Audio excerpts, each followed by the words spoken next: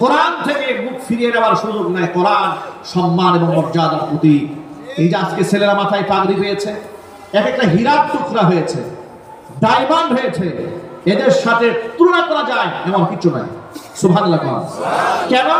শোনেন, আল্লাহ নবী বলেন আল কুরআন গিনান লা ফাকরা বাদা। কোরআন এমন একটা সম্পদ, যে সম্পদ যার অর্জিত হয়ে যায় দুনিয়াতে তার কোনো দারিদ্রতা থাকে না। ওয়ালা গিনান দুনাহু, এটা এমন একটা সম্পদ, এটা বাদ দিয়ে কেউ ধনী হতে পারে না। কোরআন মর্যাদার প্রতীক, কোরআন সম্মানের প্রতীক। আচ্ছা প্রিয় ভাইরা, ডোনাল্ড ট্রাম্পের আপনার শপথ অনুষ্ঠানে বাংলাদেশ থেকে কয়েকজন গেস্ট দাওয়াত পেয়েছে, রাষ্ট্রীয় মেহমান হিসেবে দুই একজন সেখানে গেছেন। হাতটাকে এই পৃথিবীর অনেক বড় বড় দেশের রাষ্ট্রপ্রধানরা, ভিআইপি পার্সন, সিআইপি পার্সনরা তার শপথ অনুষ্ঠানে অংশগ্রহণ করেছে। তালিকার মধ্যে যাদের নাম এসেছে তারা এতটা আনন্দিত হয়েছেন, এত পুলকিত হয়েছেন, এত গর্ববতী হয়েছেন এক একজনে, মানে আনন্দে ঠেলায়, মানে গর্বিত না, গর্ববতী হয়ে গেছেন এক একজন, খুশির ঠেলা।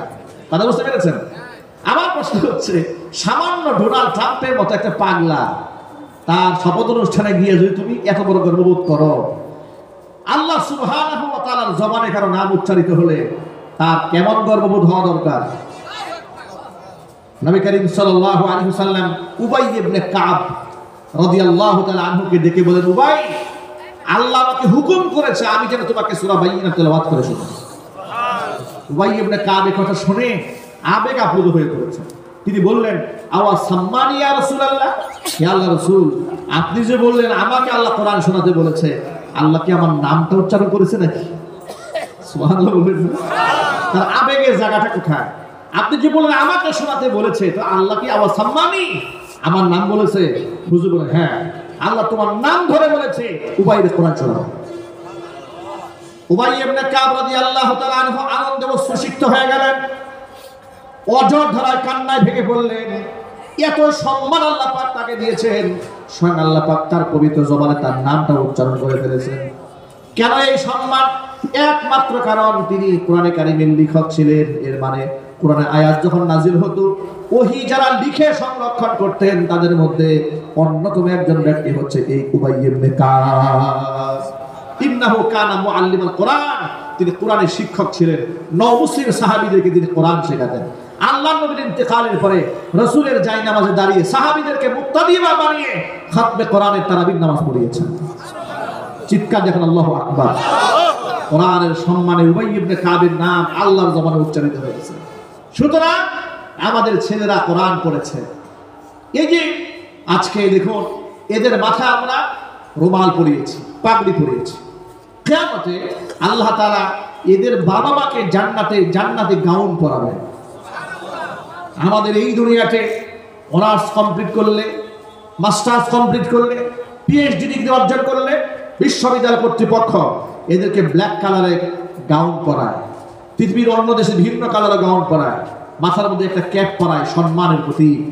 কিয়ামতে আল্লাহ তাআলা মান ক্বরাআল কোরআন ওয়া আমিলা বিহি, কোরআন যারা দুনিয়াতে পড়েছে, আমল যারা করেছে, এদের বাপ মাকে মাথার মধ্যে পরাবেন নূরের মুকুট। শুধু তাই নয়, ওয়ায়ুকসা হুল্লাতাইন, এদেরকে জান্নাতের পোশাক পরাবে, এমন পোশাক লা তাকুমু লাহুমা দুনিয়া, পৃথিবী বিক্রি করলে একটা পোশাকের দাম দেওয়া সম্ভব হবে না। এত দামি পোশাক এদের বাপ মাকে পরানো হবে। এরা অবাক বিস্ময়ে আল্লাহকে বলবে, আল্লাহ বিমা কাসাইটা, আল্লাহ বল কি আমল করলাম তুমি এত দামি পোশাক আমাদের পরিয়েছো? আল্লাহর পক্ষ থেকে যখন তাদের বলা হবে, ফায়ুকালু লাহুমা বিআখযি ওয়ালাদিকুমাল কুরআন, তোমাদের সন্তানরা কোরআন পড়েছিল বলে, হ্যাঁ তোমাদের সন্তানদের যে কোরআন পড়িয়েছিলে, কোরআন সন্তানরা পড়েছে, সন্তানদের কোরআন পড়ার সম্মানে আজকে তোমাদের এই সম্মানের গাউন পরিয়ে দেওয়া হলো। সেই গাউনটা আমাদের গায়ে আসুক, এটা কারা কারা চান? আল্লাহ কুদরতি ক্যামেরা রেকর্ড হচ্ছে। আল্লাহ আমাদেরকে সেই সৌভাগ্যবান ব্যক্তিদের কাতারে তুমি শামিল করে দাও। জোরে করে আমিন। হাত নামাজ। আমাদের ঘরে ঘরে আল্লাহ 30 পারা কোরআন হাফেজ উপহার দেন। জোরে করে আমিন। সামনে রমাদানুল মুবারক আসতেছে। রমজান মাসে সবগুলো তারাবির নামাজ আদায় হবে জামাতের সাথে মসজিদে গিয়ে খাতমে তারাবির নামাজ পড়েন ইনশাআল্লাহ। কত রাকাত হবে? সবাই জুড়ে বলেন। কোন তর্কে বিতর্কে যাওয়ার কোনো দরকার নাই। 20 রাকাত তারাবির নামাজ হবে, আমাদের সন্তানদের পেছনে আমরা আদায় করব। আল্লাহ রাব্বুল আলামিন আমাদের সকলকে কবুল করেন, মঞ্জুর করেন, জোরে কোন আমিন।